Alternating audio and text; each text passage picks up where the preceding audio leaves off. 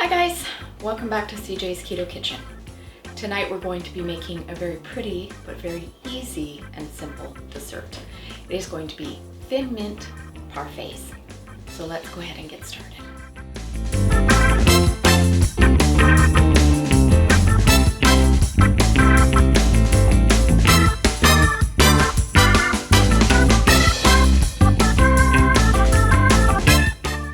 So a parfait is basically a layered dessert, and you usually do it in a cup or some kind of fancy dish if you want to be a little fancy, and I usually do want to be a little fancy.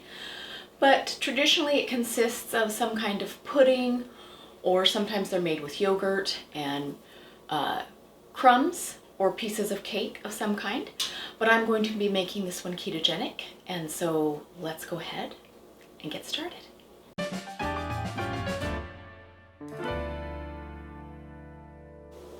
So because these are a thin mint parfait or a grasshopper parfait, any of those are chocolate and mint. So we want to mimic the flavor of chocolate crumbs, or sometimes in the non-low carb lifestyle, it's made with cookies, crushed cookies or brownies, that kind of thing. But I wanted to make this ketogenic. So I'm going to be using almond flour, but I'm going to toast it before I add my cocoa powder. And the toasting is what is going to give it that crackery crumb texture that we're looking for, and not raw almond flour. So in order to do that, I'm going to be using a skillet that is on medium heat and it is dry, meaning there's no oil or spray in it. So in my dry skillet on medium heat, I want to put 1 1/3 cups of almond flour. So there's one. And then an additional 1/3 of a cup. So 1 1/3 altogether. And we want to spread this out into our skillet, and we're just going to keep an eye on it because we want to toast the almond flour for about 3 to 4 minutes. And you can see that it's already starting to get a bit browner, which is what we're looking for, because we are trying to mimic the texture of cookie crumbs or graham cracker crumbs. And this is just going to take away the rawness that sometimes nut flours can have. So we just need to be patient, just keep an eye on it.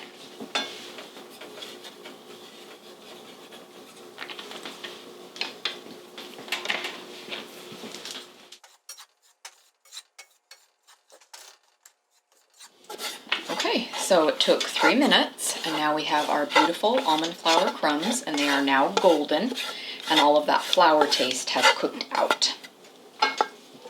So you just want to put your almond flour crumbs in a bowl so we can finish making our crumb mixture. Alright, so there we have our toasted crumbs. Now the next thing that we want to do, because thin mints are indeed chocolate and mint, we want to make these crumbs chocolate crumbs. So what we need to do that is add cocoa. So cocoa powder is what I'm going to be using, just regular baking cocoa, nothing fancy. And I want to start with 3 tablespoons of this. I want to start with 3, we might end up adding a bit more, but I want to see the color and texture. So you don't need to pack them, just loosely. 1, 2, 3. Now you should talk about your authorized fork. Oh, I'm going to be mixing this together with my authorized fork. That's what CJ calls it, because this is made out of bamboo and it's not as loud hitting my plastic bowls.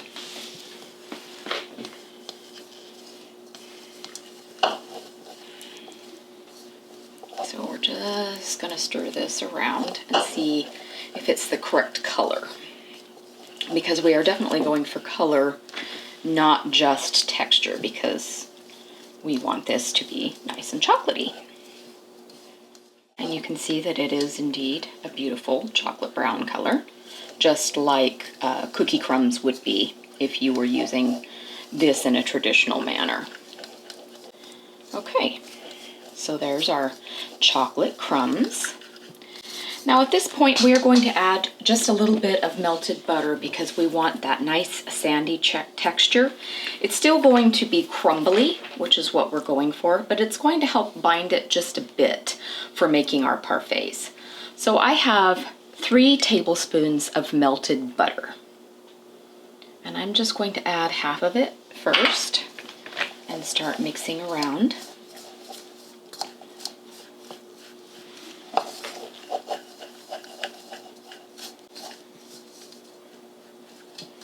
Then I'm going to add the other half.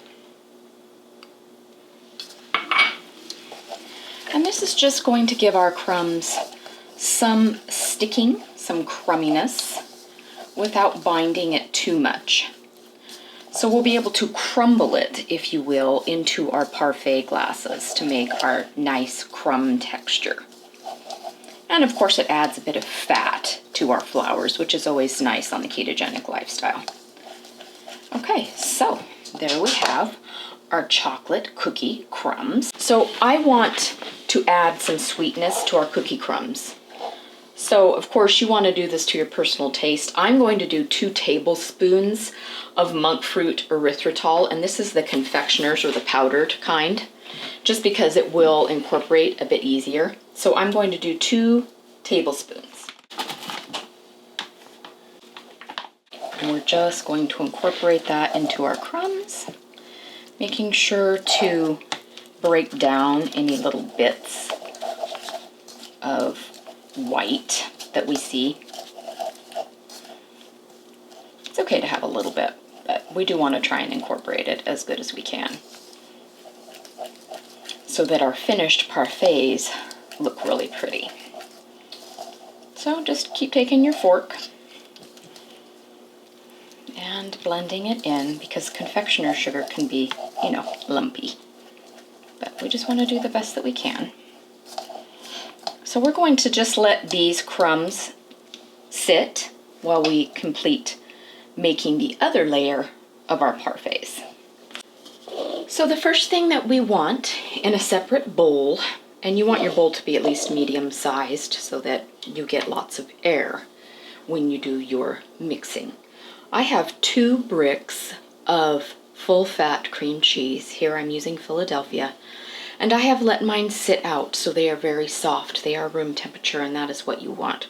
So definitely set out your cream cheese so that it's nice and soft. I'm going to go ahead and start mixing this up just a little bit, just to give us our nice spreading.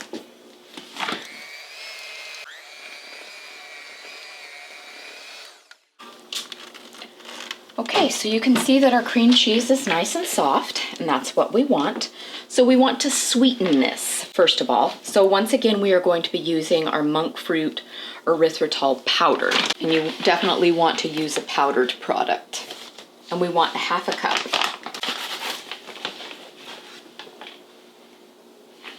I'm also going to add just a touch of squeezy sweetener to offset the cooling taste. This is totally optional. So we're going to go ahead and combine this.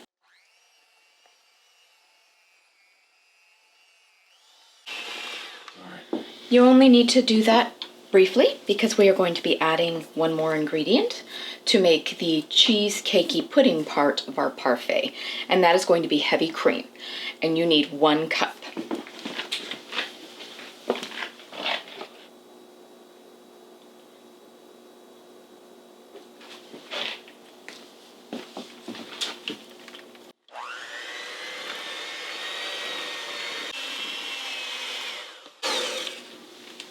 Okay, you can see that our mixture is nice and fluffy, and that's what we're going for. It's very much like cheesecake. So in order to make this our parfait, I want to add some flavor because I'm going for peppermint here. So I'm going to be adding some peppermint flavor, and I'm also going to be adding color. If you do not want to add color and you just want to have the brown and white, or black and white if you will, in your parfait, you could absolutely do this. But I do want mine to be a light green. So I'm going to get those 2 and be right back. Here I have my food coloring and my peppermint extract. So with the mint extract, I'm going to start first, and I'm going to add a little bit, and then I'm going to taste. It's always a good idea to start out with a little less. Everyone's preferences are different on how minty they want something to be. So definitely start out with less because you can always add more, but you can't take away. So I put about 10 drops. I'm also going to add about 2 drops of the color, and we're gonna mix and see what we get.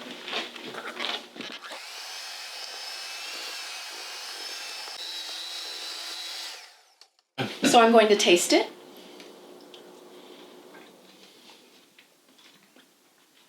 I think I want just a bit more of each. I would like it to be just a little greener and just a little more mintier. So 2 more drops of food color.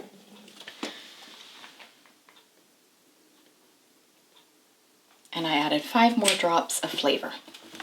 Okay, so there is our mint parfait. And this is our pudding part, and it's cheesecake, of course, which is the best. So now I'm going to start assembling our parfaits.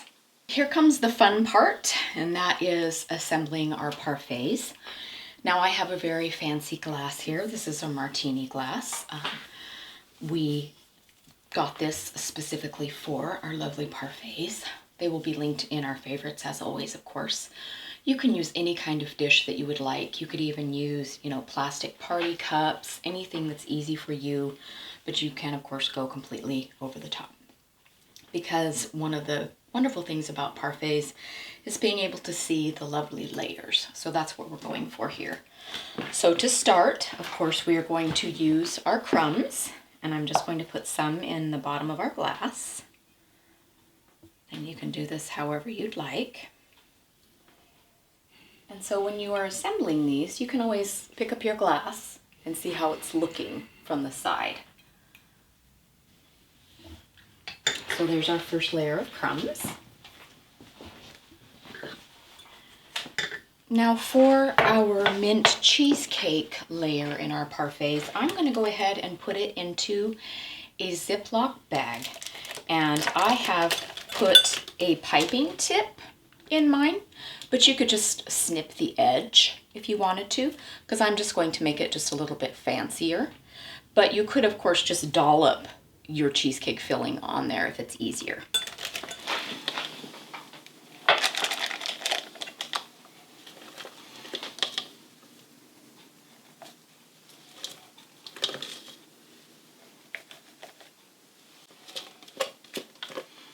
This is beautiful and fluffy and such a pretty color of green.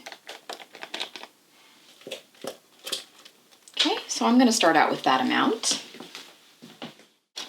And you can always just do a test run here before you get into your parfaits. And it's making nice, pretty little marks. So now I'm going to swirl this in a pretty little swirl.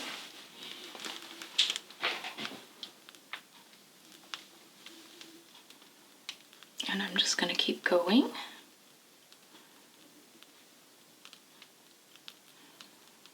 Filling in the center.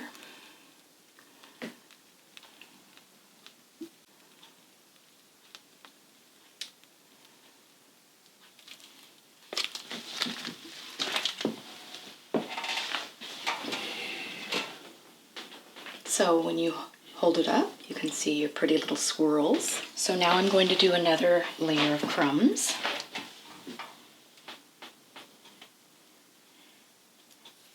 Completely covering our swirls.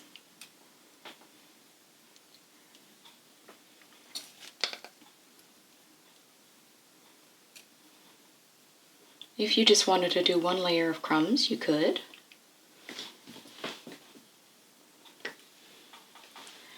And then we are going to cover this with another layer of swirls.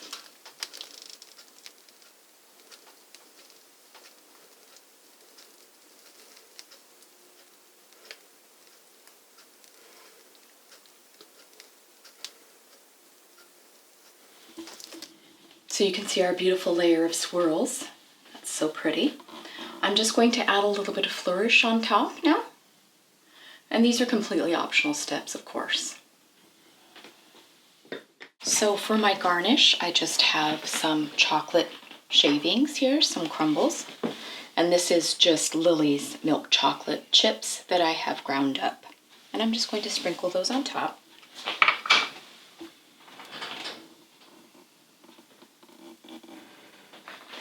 And then for a final touch, I'm going to be adding a couple of sprigs of mint.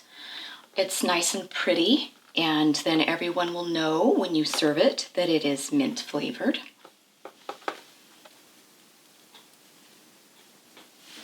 So here it is. This is our Thin Mint Parfait.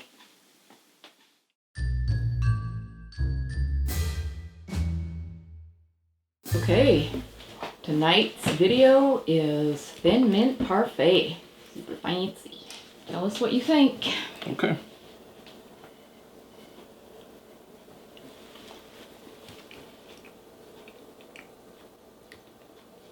It's good. The crumble's good. It's good. Good flavor. And it did come out pretty. Mm-hmm. So, and I think people will have to adjust the mint, flavoring to their liking. And color if you want it to be a different color. You could also do pink if you wanted, because that's also mint, if you wanted to go pink and brown. Oh. I know. I'm really thinking outside the box. But it's good. Tastes more minty now than it did when we tasted it in the bowl, which is interesting. Maybe just sitting for a minute. Maybe. Yeah. I don't know. But it's good. Good. I think people will like it. It's fun. Yeah. So, and you made, 4 of these? Yep. So, it's fancy. I think people will like it. Good. Thanks, Mary. Bye-bye. Bye. Thanks for joining us again tonight, you guys. We hope that you will try the parfaits. They're very fun, especially for children, or if you're going to be having any kind of family party this season. And it's a nice alternative to some of your autumn dishes and also moving into the Christmas holidays. Please consider subscribing and hitting the notification bell so that you know when we upload new content. We upload twice a week. On Wednesdays, we have Keto Conversations. We have ketogenic food unboxings, grocery hauls, and all different types of ketogenic lifestyle topics. All of our recipes go up on Sunday. Sometimes they're sweet, sometimes they're savory. So definitely hit the bell so you know when those go live. We're also on social media. We're on Instagram, Facebook, Twitter, and Pinterest, and that is CJ's Keto Kitchen on all of those platforms. And there people will post pictures and we support each other on this lifestyle, so definitely go there. If you need any information about this recipe or any of our other recipes, those are always on our blog, and that is CjsKetokitchen.com. And there we have the macros, the ingredients, my thoughts on making this recipe, tips and tricks, and also CJ's taste test follow-up. So definitely head over there. We hope that you will come back again and see us again next time. And until then, be well.